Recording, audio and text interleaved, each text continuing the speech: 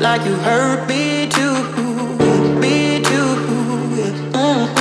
We're letting go, drifting apart. We're letting go, drifting apart. I can hurt you like you hurt me too. आज़ादी। कहते हैं सेहतमंद ज़िंदगी और आज़ादी एक बहुत बड़ी नेमत है जिसका हम अक्सर शुक्र अदा नहीं करते, और इस बात का अंदाज़ा मुझे उस दिन हुआ जिस दिन मुझे कोरोना वायरस की इन्फेक्शन हुई और मुझे काफ़ी दिन तक एक कमरे में बंद होके रहना पड़ा। तो आपको मैं अपना एक्सपीरियंस बताता हूँ, इसको एंड तक देखें और चैनल को प्लीज़ सब्सक्राइब करें। Thank you.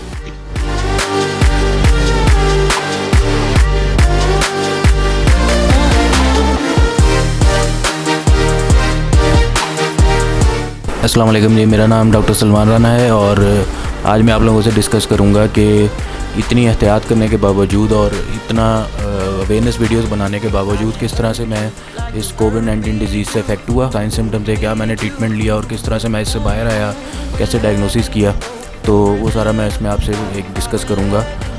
तो हुआ ये था कि 12, 13 और 14 जून को, तकरीबन 14 जून को जो कि इतवार था मेरे ख्याल से, तो उस दिन मुझे ऐसा लगा जिस तरह थोड़ा सा डायरिया हो रहा है या पेट ख़राब हो रहा है। तो मैंने इसको as a normal diarrhoea treat किया और पानी ज़्यादा पिया और मेडिसिन ले ली, डेमिज़ोल ले ली।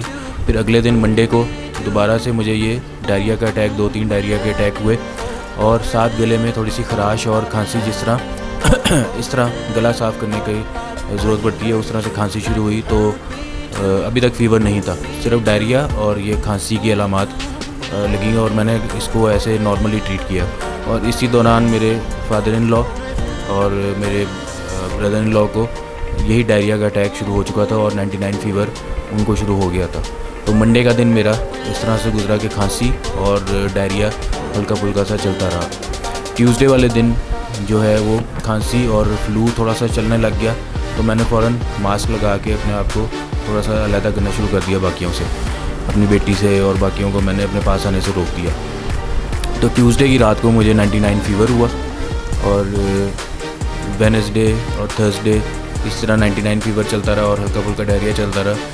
थर्सडे को सुबह जब मैं उठा हूँ तो फ़ीवर 99 था और साथ मुझे जिस्म दर्द, माइल्जियाज, टांगों में, शोल्डर्स पे और ये पेट के बैक पे, फ्रंट पे मुझे इस तरह था जिस तरह कोई लाठियों से मार रहा हो जिस्म के ऊपर, इतना शदीद दर्द था। तो मैंने जब फ़ीवर चेक किया तो वो 99 और 100 के दरमियान ही था। फिर मैंने शावर लेके जब एहतियातन मैंने कहा स्मेल चेक करता हूँ, जब मैंने थर्सडे वाले दिन सुबह स्मेल चेक की तो मुझे बिल्कुल स्मेल नहीं आ रही थी किसी भी चीज़ की, चाहे वो पेस्ट की थी, चाहे वो परफ्यूम की थी, चाहे वो किसी लोशन की थी या किसी सालन की थी, मुझे कोई स्मेल नहीं आ रही थी, बिल्कुल ज़ीरो था कि बिल्कुल जिस तरह ब्लाइंड हो जाते हैं स्मेल से, वो चीज़ थी। उसके बाद मैं डर गया और मैंने फिर सबको बता दिया कि ये कोविड ही लग रहा है मुझे, और मैंने सबको अपने आप से आइसोलेट कर लिया। मैंने इस कमरे में अपने आप को बंद कर लिया और फिर मैंने दोपहर को टेस्ट के लिए सोचा कि मैं टेस्ट करवाना चाहिए मुझे अपना और सारे घर वालों का। तो थर्सडे की दोपहर को मैंने टेस्ट करवाया नेज़ोफेरेंजियल स्वैब के थ्रू। टेस्ट करवाना भी कोई आसान मसला नहीं था। शौकत खान वालों को फ़ोन किया, वो कहते हैं हम घर से होम सैम्पलिंग नहीं कर रहे। तो इसका तरीक़ाकार उन्होंने यहाँ पे मुझे बताया कि आप हमसे आके 1200 रुपये की किट ले जाएं, फिर आप उससे उस किट में से जो अवेलेबल वो जो टेस्टिंग किट है वो आप किसी डॉक्टर के पास जाएं, उस डॉक्टर से आप सैंपल लें, उस फॉर्म को, एक फॉर्म देते हैं, वो फॉर्म फिल करें, उसके बाद डॉक्टर स्टैंप करेगा, साइन करेगा, वो सैंपल जो है उस वाइल के अंदर डालेगा और सील करेगा।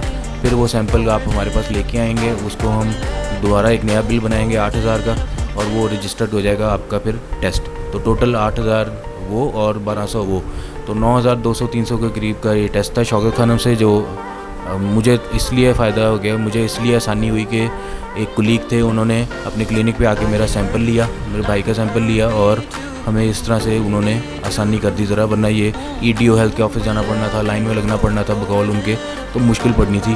तो वो टेस्ट का मसला तो हल हो गया और थर्सडे को टेस्ट दिया और उसी तरह ये सिम्टम जो है चलते रहे फ़ीवर के। थर्सडे की रात को स्मेल जो है वो थोड़ी सी वापस आ गई। अब फ्राइडे को भी यही हुआ कि स्मेल नहीं थी, फ़ीवर 99 था और भूख नहीं लग रही थी, थोड़ा सा एनोरेक्सिया भी था और जिस्म बहुत दर्द कर रहा था और 2 दिन तो मैं बिल्कुल नहीं सोया। पहले दिन तो बिल्कुल नहीं नींद आई, सुबह जाके मैं 7-8 बजे सोया हूँ और फिर दोपहर को उठा हूँ। उस दिन रात को भी बिल्कुल नींद नहीं आई, फिर सुबह के टाइम अगले दिन जाके नींद आती थी थोड़ी सी, वो भी आँख खुलती रहती थी डर के मारे। और जब टेस्ट कर मेरा रिज़ल्ट आया, जब मैंने देखा अपनी स्क्रीन के ऊपर कोविड डिटेक्टेड, तो उस वक्त तो मैं एकदम से ब्लैंक हो गया और शिवरिंग शुरू हो गई डर के मारे कि अब क्या होगा। क्योंकि रोज़ कोई ना कोई खबर सुनते थे कि किसी डॉक्टर की, इतनी डॉक्टर की हलाकतें हुई हैं, इतने लोगों की हलाकतें हुई हैं, किसी का सांस ख़राब हो रहा है, किसी को कुछ हो रहा है, किसी को कुछ हो रहा है। तो वो सारी चीज़ें दिमाग के अंदर चलने लग गई थी फ़ौरन। तो वो टेस्ट जब कराया, उसके बाद फिर मैंने अपने बाकी घर वालों का टेस्ट करवाया, तो उसमें सबका पॉजिटिव आया। और मेरे इन लॉज का जितने भी मैंने लोगों का कराया, और मेरी मिसेज़ का नेगेटिव था, बच्चों का नेगेटिव था। अब ये एक अलहदा टेंशन हो गई कि हम सारे एक कमरे में बंद हो गए और उनको अलहदा कमरे में हमने बंद कर दिया। और जिस तरह से टाइम गुजारा है मुझे पता है, और ये बहुत मुश्किल मौका होता है, मुश्किल मसला होता है, जिसके ऊपर गुजर रही होती है सिर्फ वही समझ सकता है। और हर बंदे के अलग सिम्टम हैं। इवन एक घर के अंदर अगर 4 लोग हैं, चारों के अलग सिम्टम होंगे। आप ये नहीं कह सकते कि स्पेसिफिकली ये सिम्टम डेवलप होंगे और ये आपने ट्रीटमेंट करना है। तो सिम्टम सबके फीवर और डायरिया तो था, लेकिन उसके अलावा अल्लाह का शुक्र है कि ऐसा कोई सिम्टम सीरियस नहीं था। ऑक्सीजन सैचुरेशन चेक करते रहते थे, वो नॉर्मल थी 98-99, सांस भी ठीक था, सिर्फ थकावट होती थी, 99 फीवर होता था और डायरिया होता था।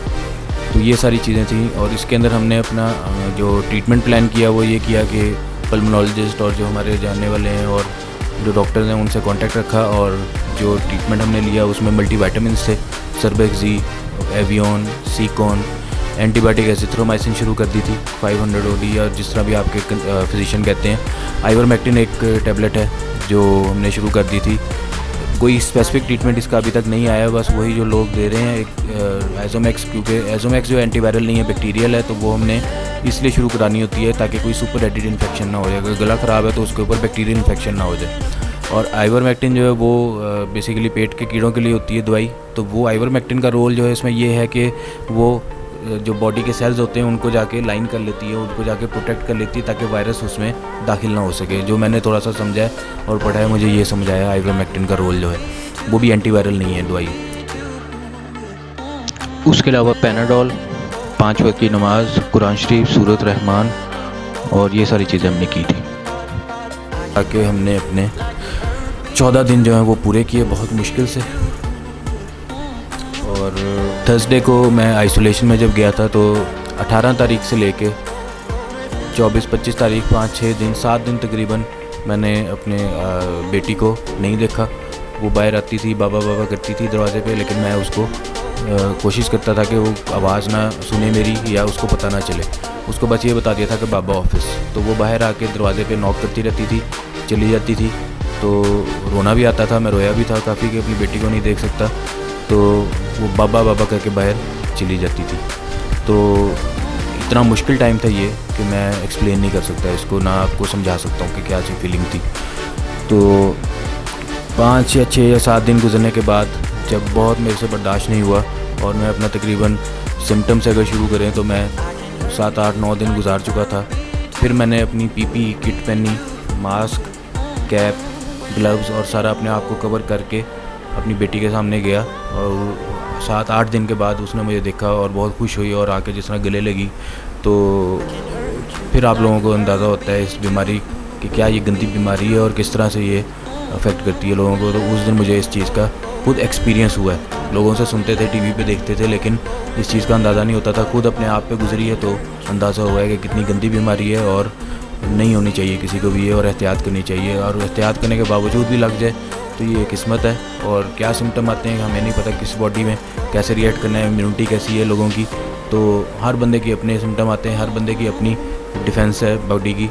तो हम ये नहीं कह सकते कि इसको ये सिम्टम आएगा, इसको ये नहीं आएगा। अब जिस तरह मेरा पॉजिटिव आया था टेस्ट, जब मैंने देखा कि टेस्ट पॉजिटिव आ गया तो एक तो मैं परेशान हो गया और सुन्न हो गया बिल्कुल। और मुझे नहीं पता था ये डिज़ीज़ जो है अब ऐसे जाएगी कि ऐसे आएगी, कि सांस मेरा ख़राब होना है कि नहीं होना। रोज़ कोई ना कोई नई सोच दिमाग में आती थी कि आज क्या सिम्टम डेवलप होगा, लेकिन अल्लाह का शुक्र है कि कोई सिम्टम डेवलप नहीं हुए और इसी से अल्लाह मियां ने रिवर्स कर दिया। और आज पूरे 10 दिन आइसोलेशन को कंप्लीट करके और सिम्टम से शुरू करें तो 15 दिन पूरे हो चुके हैं। और अल्लाह का शुक्र है कि अब सारे हम लोग अल्हम्दुलिल्लाह ठीक ठाक हैं और फ़ीवर फ्री हैं, सिम्टम फ्री हैं और आइसोलेशन आज ख़त्म की है, लेकिन उसके बावजूद फिर भी हम सोशल डिस्टेंसिंग का ख्याल रख रहे हैं। और ये कमरा जो है ये मैंने अब अपने इस्तेमाल में रखा हुआ है। बाकी 2-3 कमरे जो हैं वो हमने 2-2 करके डिवाइड कर दिए हैं कि मिलेंगे आपस में, सारा कुछ करेंगे, लेकिन थोड़ी सी सोशल डिस्टेंसिंग अभी रखनी है 1 हफ़्ते के करीब। तो मैसेज इसके अंदर मेरा यही है कि अभी भी सोशल डिस्टेंसिंग पे अमल करें, बाहर ना निकलें, गैर ज़रूरी ना निकलें। अगर बहुत ज़रूरी है तो मास्क, ग्लव्स, सैनिटाइज़र ये सारी चीज़ें अपने पास रखें। अगर किसी आप क्राउडेड एरिया में जाके शॉपिंग कर रहे हैं, कोई ग्रॉसरी कर रहे हैं, वापस आके अपने कपड़े चेंज करें, शॉवर लें, चेंज करें और उसके बाद उनको वॉश करें कपड़ों को। और गाड़ी को अपनी सैनिटाइज़ करें, साफ़ करें। अंदर से स्प्रेज मिलते हैं, वो स्प्रे आप लेके गाड़ी को भी डेली या 2-3 दिन बाद साफ़ कर लिया करें।